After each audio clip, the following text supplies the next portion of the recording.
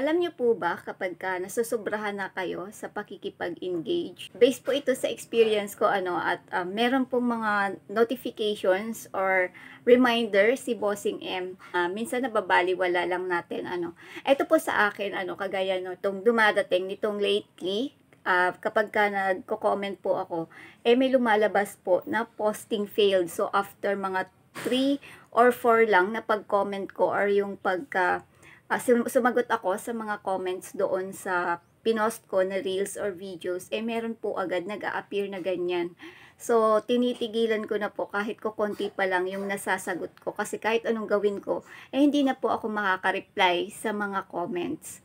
Ito din po, nakikita ko din ito kapag nagpa-follow naman ako sa ibang content creator. Itong session expired. Please log in again. Ayan. Kapag nakita po ninyo yan, lalo na doon sa mga bago, tumigil na po muna kayo at magpahinga at least 1 hour sa pakikipag-engage at pakikipag-follow. Lalo na po doon sa mga mahilig mag-F to F.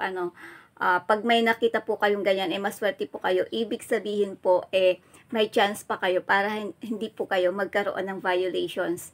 Ayan. At ito naman pong last is itong this page isn't available right now. So, minsan nagtataka po tayo kapag meron tayong clinic na profile or comments or kahit anong post dyan, hindi po natin maklik at yan po ang lumalabas. So, ibig sabihin baka nasusobrahan na din po tayo sa pakikipag-engage. Kaya huwag na po muna tayong makipag-interactions or makipag-engage sa ating kapwa content creators at magpahinga po muna tayo.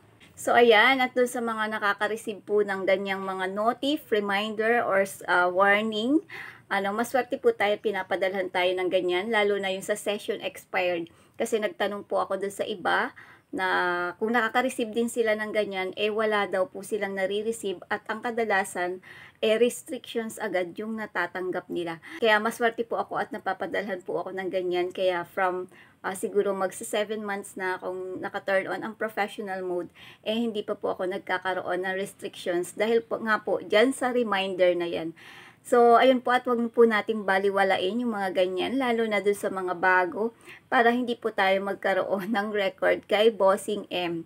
So, ayun lang po, at kung nagustuhan ninyo at may natutunan kayo sa video kong ito, at kung hindi pa po kayo nakaka-follow, please follow and share na din po ng aking mga videos. Maraming salamat sa inyong panonood, at mag-ingat po kayo palagi.